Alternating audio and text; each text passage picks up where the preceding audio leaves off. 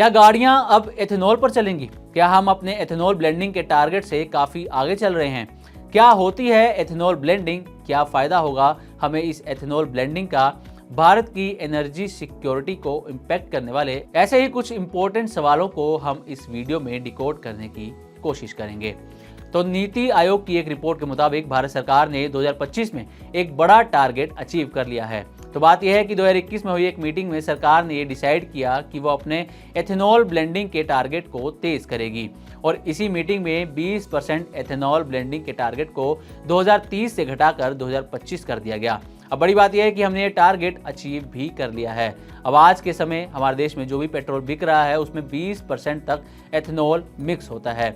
ऐसे में सरकार ने अपने एथेनॉल ब्लेंडिंग के टारगेट को और एग्रेसिवली अचीव करने पर जोर दे रही है।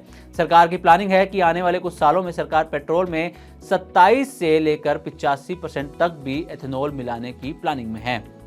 पर आगे बढ़ने से पहले ये समझ लेते हैं कि ये एथेनॉल होता क्या है। तो आपको बता दें कि एथेनॉल एक तरह का अल्कोहल होता है जो गन्ने, मक्के या गेहूं को कई फिजियोकेमिकल प्रोसेसेस के थ्रू बनाया जाता है। इसे पेट्रोल में मिलाकर चलाने से थोड़ा कम प्रदूषण होता है। इसके अलावा हमारा विदेशों से क्रूड ऑयल का इंपोर्ट भी घटेगा, यानी एक तो पोल्यूशन और दूसरा फॉरेक्स दोनों पर कंट्रोल, यानी पर्यावरण और पैसा दोनों के लिहाज से हमारा ही फायदा होगा।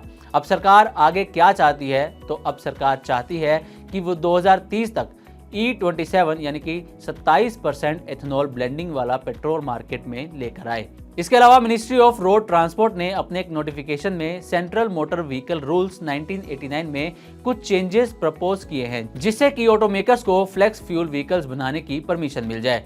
फ्लेक्स फ्यूल व्हीकल्स वो गाड़ियां जो E85 यानी कि 85% एथेनॉल वाले पेट्रोल पर भी चल सकें। यानी सरकार अपने इस एथेनॉल ब्लेंडिंग के मिशन को लेकर काफी एग्रेसिवली एफर्ट्स कर रही है। कुछ साल पहले ही केंद्रीय मंत्री नितिन गडकरी ने 100% एथेनॉल से चलने वाली इनोवा कार को लॉन्च किया था।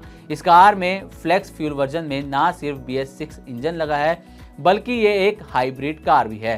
खास बात ये थी कि ठंडे इलाकों में भी ये स्टार्ट हो सकती है क्योंकि इसमें कोल्ड स्टार्ट सिस्टम लगा हुआ है। पर क्या कार बनाने वाली कंपनियां इस चेंज को लेकर कंफर्टेबल हैं? तो इसका जवाब है कुछ हद तक हाँ। मार्च 2025 में society of Indian automobile manufacturers ने कहा था कि अगर इंजन में थोड़ा बहुत चेंज किया जाए तो E20 पेट्रोल से इंजन की एफिशिएंसी पर होने वाला नुकसान बहुत हद तक कम किया जा सकता है। बड़ी कंपनियां जैसे मारुति, ह्युंडई, टाटा और महिंद्रा अब इस बड़े फेरबदल के लिए तैयार भी हो रही हैं। वो पहले ही ऐसी गाड़ियां दिखा चुकी हैं जो कि फ्लेक्स फ्यूल यानी कि 85% या उससे भी ज़्यादा एथेनॉल ब्लेंडिंग वाले फ्यूल पर चल सकती हैं। लेकिन हर सिक्के के दो पहलू होते हैं। विशेषज्ञों का मानना है कि अगर देश में एथेनॉल की मांग बढ़ी तो किसान ज्यादा गन्ना उगाने लगेंगे जिसमें ज्यादा पानी की खपत होती है। ये पर्यावरण के लिए उतना ही खतरनाक हो सकता है जितना कि पेट्रोल डीजल का प्रदूषण। इसलिए कई एनवायरमेंटलिस्ट इस बात पर जोर दे रहे हैं कि सरकार को गन्ने की जगह फसल के बचे हिस्सों और दूसरे बायोवेस्ट से एथेनॉल बनाए। इसके अलावा आम लोगों को भी इसमें कुछ दिक्कतें दिख रही हैं। सबसे पहले एथेनॉल से मिलने वाली एफिशिएंसी पेट्रोल से कम होती है और दूसरा पेट्रोल की कीमतें अभी भी 100 रुपये से ऊपर ही बनी हुई हैं, जबकि एथेनॉल काफ़ी सस्ता होता है।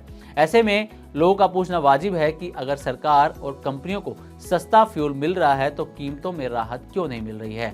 एक और बड़ा सवाल है कि क्या गाड़ियों पर भी इस एथेनॉल ब्लेंडेड फ्यूल का यूज़ करने से कोई फर्क पड़ेगा? कई पुरानी गाड़ियां 20% एथेनॉल वाली फ्यूल से कंपैटिबल नहीं हैं, खास करके 2 व्हीलर और पुरानी कारें जिनको सिर्फ पेट्रोल के लिए डिज़ाइन किया गया था। इस पर सरकार का कहना है कि E20 फ्यूल की वजह से E10 कंपैटिबल गाड़ियों की फ्यूल एफिशिएंसी पर थोड़ा सा ही फर्क पड़ेगा। इस विषय पर आपका क्या सोचना है? आप हमें कमेंट बॉक्स में ज़रूर बताएं। पर इतना तय है कि भारत अब पेट्रोल पर नहीं टिकेगा, चाहे E20 हो या E85 हो या E100। देश अब गन्ने से गाड़ी चलाने की दिशा में आगे बढ़ चुका है।